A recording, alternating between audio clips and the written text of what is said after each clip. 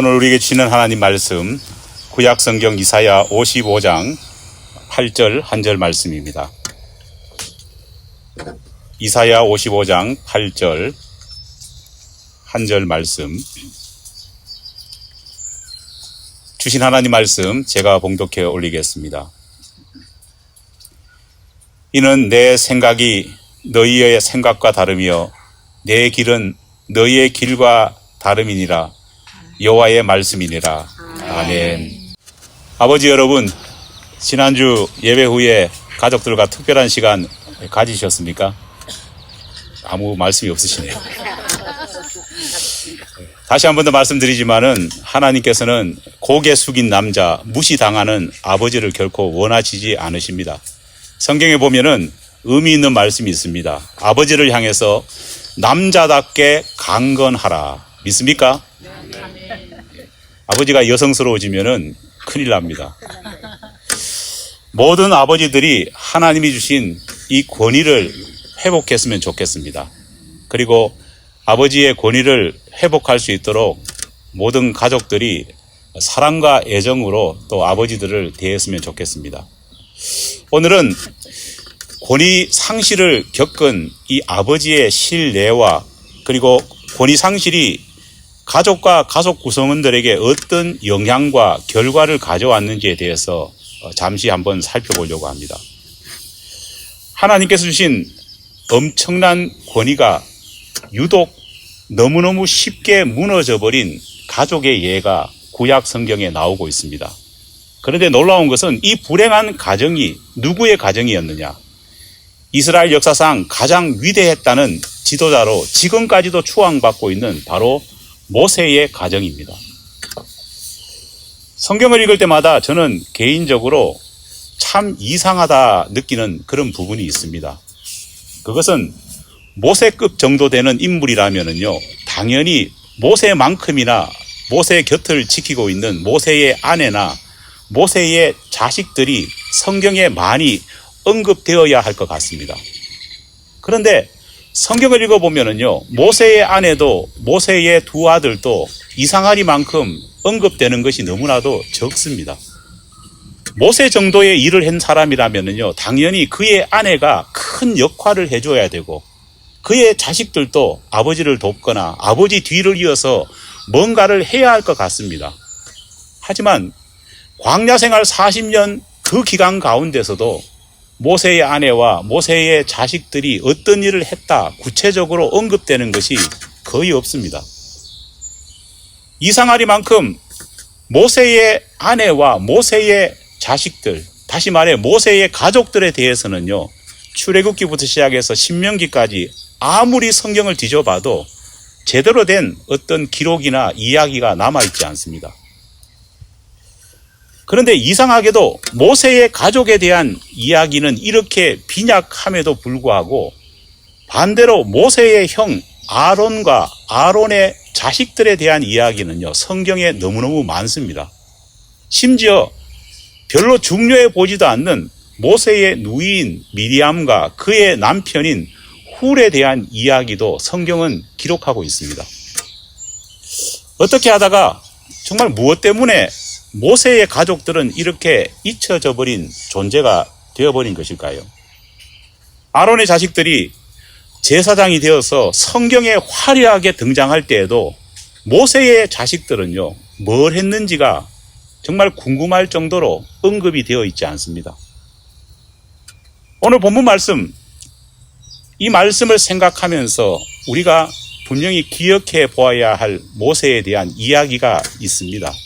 그런데 몇 안 되는 모세의 가족에 대한 이야기 가운데 한 부분이 성경에 기록되어 있는데 그 내용이 너무너무 충격적입니다. 우리가 잘 알다시피 어린 모세는 갈대 상자에 들어가서 나일강으로 흘러내림을 받지 않습니까? 그때 이집트 공주의 양아들이 되어가지고 정말 젊은 시절 동안은 모세는 정말 용감무상하고 화려한 그러한 인생을 보냅니다. 그러다가 살인죄를 저질러서 모세가 어떻게 합니까? 미디안 광야로 도망가지 않습니까? 그리고 40년 동안 그 광야에서 장인의 양떼를 키우는 목동이 되어서 그렇게 40년의 세월을 보냅니다.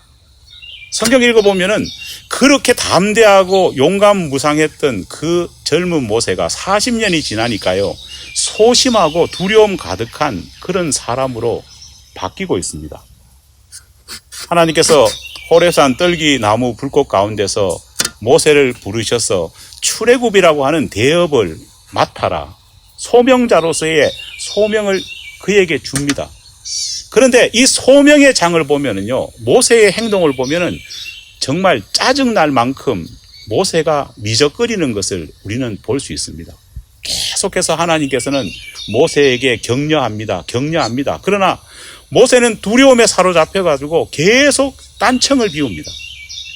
나중에 모세는 하나님께 이런 말까지 합니다. 출애굽기 4장 13절입니다. 모세가 이르되 오 주여 보낼 만한 자를 보내소서. 이게 무슨 말입니까? 하나님을 향해서 면전에 대고 하나님, 사람 잘못 보셨습니다. 나는 그런 사람이 아닙니다. 이렇게 성질을 부리고 있는 겁니다. 그런데 희한한 것이 있습니다. 하나님께서는요, 이렇게 거부하고 이렇게 말도 안 되는 소리를 하는 그런 모세를 포기하지 않으시고요, 끝까지 으르고 달래면서 모세에게 소명을 줍니다. 심지어는 하나님께서 모세에게 2가지 분명한 기적까지 보여주시지 않습니까? 이 기적에도 혹시라도 믿지 못할까 싶어가지고 나중에 또 다른 기적을 너에게 보여주겠다 하면서 옵션으로 1가지 더 기적을 약속까지 해주십니다. 그렇게 어르고 슬러가지고 겨우겨우 모세가 하나님의 뜻을 따르겠다고 하는 결심이 생기게 만들어주시고, 그렇게 모세는 가족들과 함께 이집트를 향해서 떠나게 됩니다. 만약에 이 장면을 영화로 만든다면 어떨까요? 새벽에 붉은 태양이 쫙 떠오르는데 드디어 결심한 모세가 한쪽 손에는 아내의 손을 잡고 또 한쪽 손에는 아들들의 손을 잡고 그렇게 뒤에서 하나님의 격려를 받으면서 장엄한 배경 음악과 함께 그렇게 가는 그런 광경 아니겠습니까? 그런데 성경을 보면은 바로 이 장면에서 영화 같은 반전이 일어납니다. 아니, 영화도 이 정도의 반전은 쉽지 않습니다. 그렇게 겨우겨우 이집트로 모세가 떠납니다. 하나님이 그렇게 어르고 달래서 모세를 떠나가게 해주셨습니다. 그런데 갑자기 그렇게 하신 하나님이 모세를 어떻게 하느냐? 죽이려 하셨다는 겁니다. 출애굽기 4장 24절입니다. 모세가 길을 가다가 숙소에 있을 때에 하나님께서 그를 만나사 그를 죽이려 하신지라. 하나님께서 실수로 그렇게 하신 것도 아닙니다. 왜냐? 하나님이 모세를 죽이려 하신 방법과 배경이 심상치 않습니다. 하루에 고단함을 달리기 위해서 숙소에 들어가 가지고 모세가 이제 잠에 들려고 합니다. 그런데 갑자기 하나님이 그 숙소에 찾아오셨습니다. 하나님이 임재하시니까 모세와 모세의 가족들은 뭐라고 생각했을까요? 아, 하나님께서 우리를 다시금 위로하시기 위해서, 격려하시기 위해서 이렇게 찾아오셨거니 그렇게 생각을 했을 겁니다. 그런데 남대없이 그렇게 찾아온 하나님이 숙소에서 모세를 향해 달려드셨습니다. 그리고는 진짜 모세를 죽이려고 하셨습니다. 여러분, 이 정도 되면은요, 영화에서 암살 사건을 보는 듯 합니다. 왜 모세를 하나님이 이렇게까지 죽이려 하셨는지 이해가 되지 않습니다. 왜냐하면은 성경의 그 앞뒤를 읽어봐도 딱히 모세가 죽을 만큼 잘못한 일이 없었기 때문입니다. 그것이 알고 싶다라는 그런 범죄 프로그램을 보면은 범죄 심리학자들이 늘 하는 소리가 있습니다. 어떤 범죄를 분석할 때 모든 범죄는 뭐가 있다고요? 원인과 동기가 있다는 겁니다. 그런데 원인과 동기가 없는 범죄도 있습니다. 그 범죄를 요즘 하도 들어서 우리는 다 압니다. 뭐라고 부릅니까? 묻지마 범죄라고 합니다. 우리는 묻지마 범죄를 더 무서워합니다. 왜냐? 묻지마 범죄는 더 사회적으로 파장이 큽니다. 왜냐하면은 원인과 동기가 없기 때문에요. 내가 언제 그 사건에 연루되어서 내가 언제 피해를 입을지 모르기 때문입니다. 그래서 무서운 겁니다. 그날의 사건도 가만히 생각해봐도 원인과 동기가 없습니다. 다짜고짜 숙소에 나타나신 하나님이 모세를 죽이려 하셨습니다. 여러분, 이런 사건이 여러분에게 벌어진다면요, 죽어가는 모세야 하나님이 죽이시려고 하니까 급하니까 뭐 행동을 못 취하더라도 그 모습을 지켜보고 있던 아내나 자식들은 어떤 행동을 할까요? 어떻게 할까요? 이왕 오신 김에 확실히 죽여주십시오. 그렇게 말할까요? 그렇게 말하는 사람은 아마 없을 겁니다. 아무리 내 남편이 미워도요, 그렇게 말하지는 않을 겁니다. 분명히 우리 같으면은요, 하나님께 달려들어가지고 하나님 왜 이러세요? 이러시면 안 됩니다 하면서 하나님을 떠말리지 않겠습니까? 특히 어린 자식들이야 그렇다고 치더라도 아내야 정말 목숨을 걸고 나서지 않겠습니까? 그런데 모세의 아내가 그 상황 속에서 한 행동이 너무너무 이상해 보입니다. 모세의 아내 시보라는 하나님을 잡아 말리지 않았습니다. 남편을 살리려고 무슨 어떠한 일을 하지 않았습니다. 뜬금없이 시보라가 한 일은 뭐냐? 하나님이 아닌 옆에 있던 어린 아들의 바지를 벗깁니다. 그리고는 아들의 성기를 꺼내가지고 돌칼로 아들의 성기 끝을 잘라버립니다. 그리고는 잘려져서 피가 철철 묻은 그 성기 끝을 남편과 하나님이 있는 곳으로 던지면서 남편을 향해서 뭐라고 말하느냐? 당신은 참으로 나의 피남편입니다. 이런 말을 합니다. 여러분, 아마 이 모습 보면서요, 모세가 상당히 황당했을 겁니다. 죽으면서도 이게 뭐야? 이런 생각하지 않았겠습니까? 하나님도 아마 당황했을지 모릅니다. 그런데 이때 제일 당황했던 사람이 하나 있습니다. 누굴까요? 아들입니다. 이게 무슨 날벼락입니까?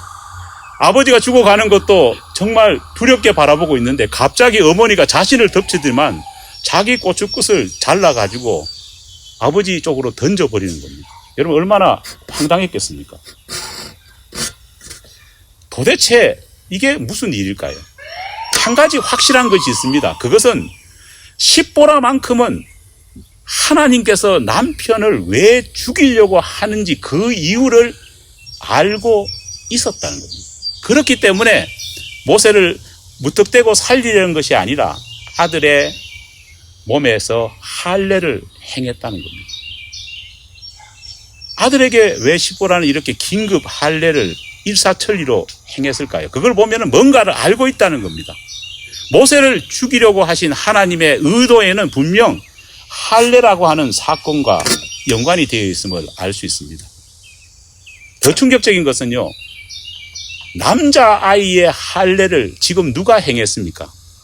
여자인 엄마가 행했습니다. 이것은요, 엄청난 충격입니다. 아마 당시 유대인들이 이 이야기를 들었으면요, 그냥 넘어갈 겁니다. 출애굽기 4장 25절에 보면은 그 아들들의 양피를 베어라고 기록되어 있지 않습니다.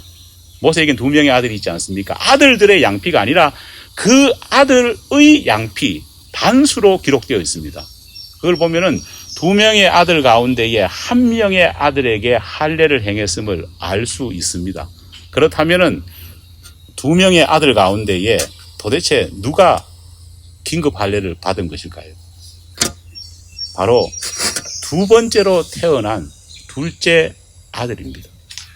여러분, 할례라는 것은 유대인들에게 정말 중요합니다. 유대인의 유대인됨, 유대인의 신앙에 있어서 증표입니다. 보통 할례는요, 남자아이가 태어난 후에 생후 8일째가 되면은요, 아버지가 아들에게 행하는 것이 할례입니다. 여러분, 태어난 지 8일째 되는 아한테 할례를 행하려고 한다면 어떻겠어요? 아우, 저 같으면 못할 것 같아요.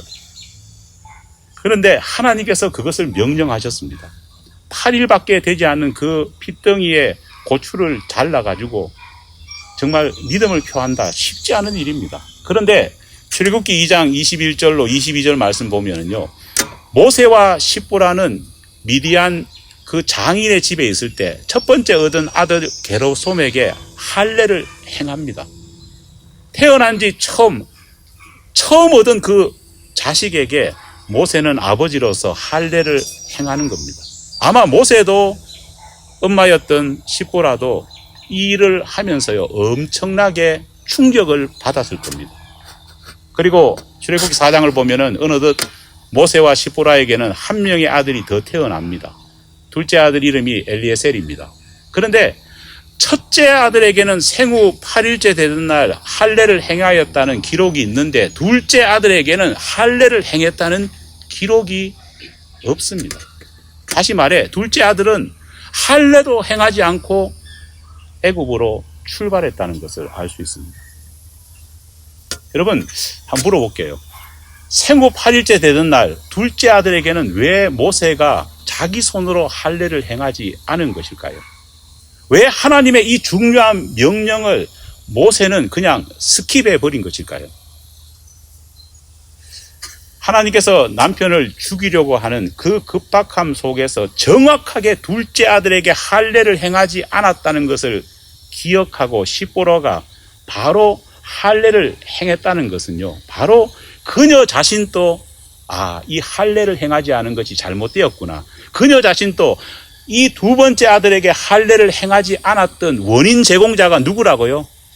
나라는 것을, 자신이라는 걸 알고 있었다는 겁니다.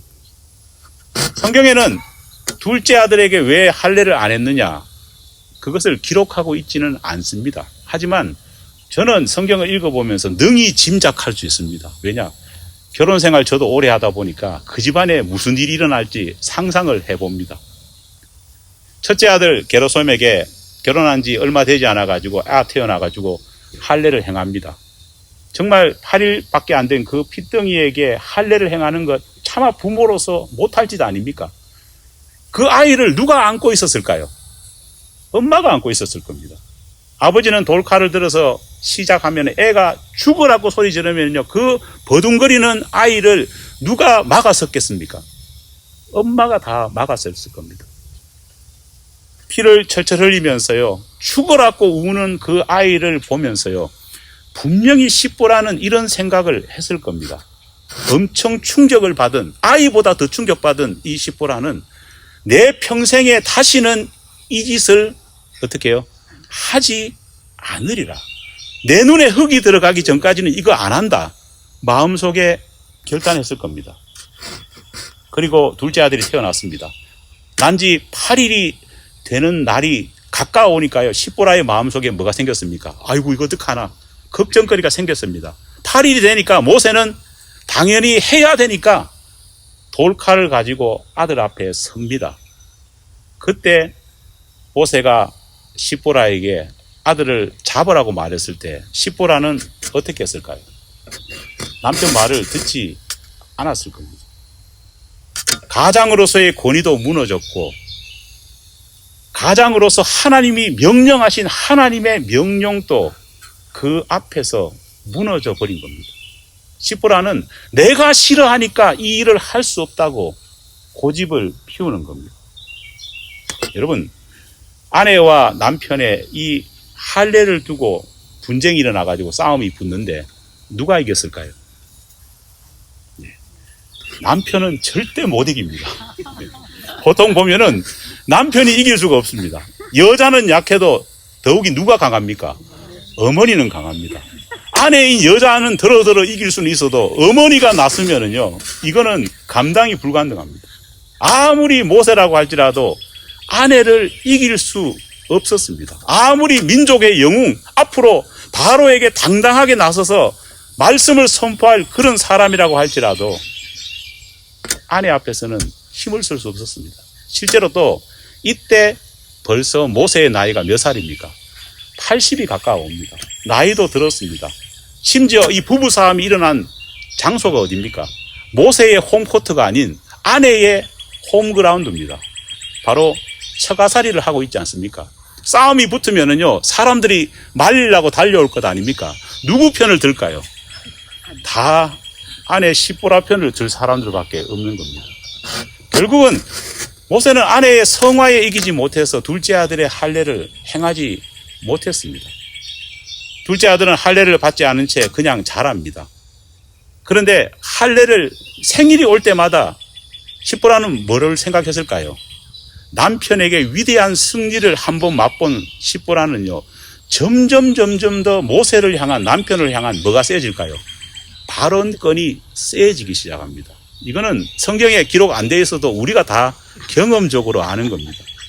가뜩이나 그렇게 소심한 사람으로 점점 바뀌고 있는데 아내가 이렇게 세게 나오니까요, 남편 모세는 더 소심하고 더 작아진 겁니다.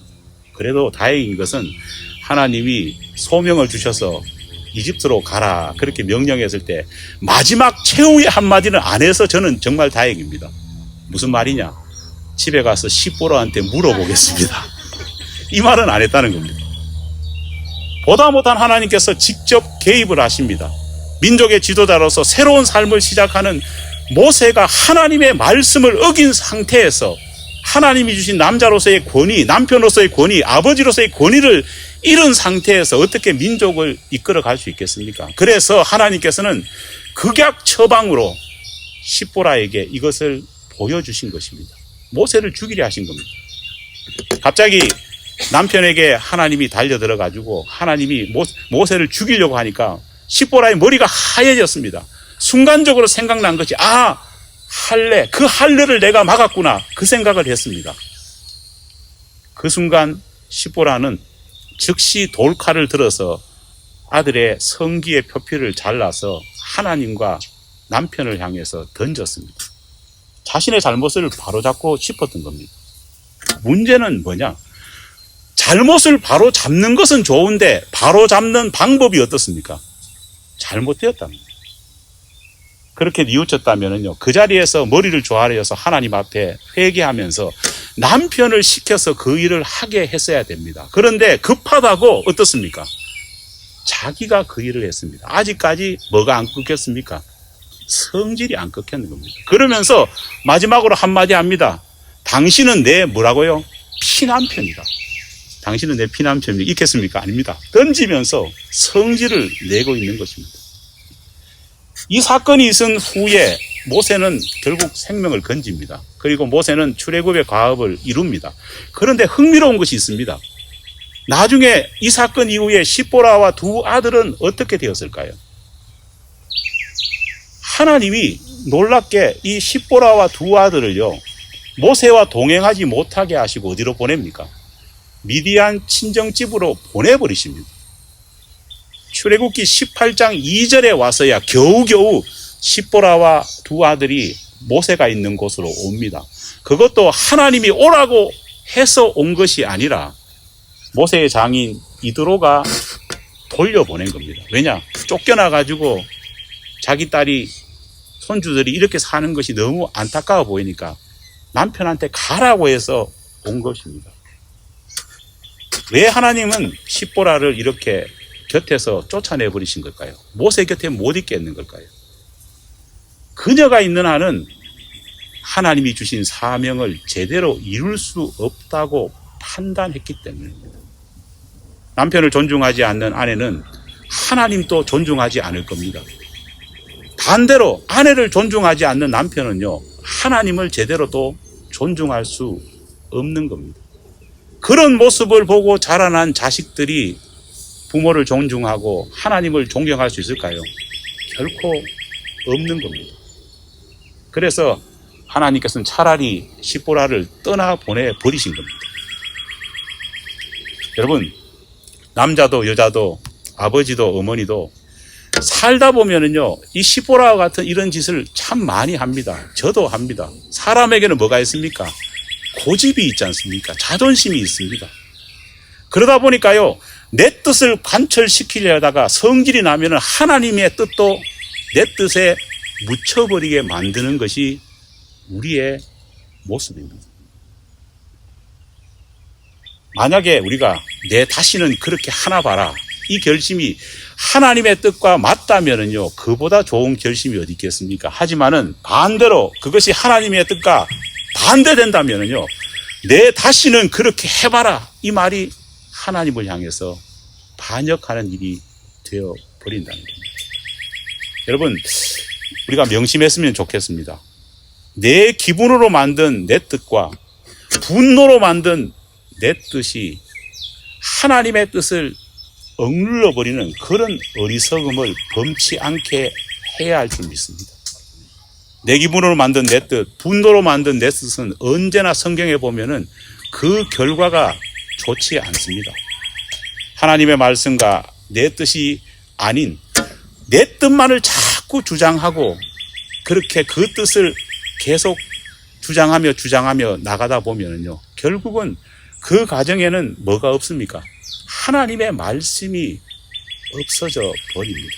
그리고 그렇게 하나님의 말씀이 없어지고 서로를 향해서 권위와 존경이 없는 가정은 결코 실패할 수밖에 없다는 것을 성경은 우리에게 보여주고 있습니다.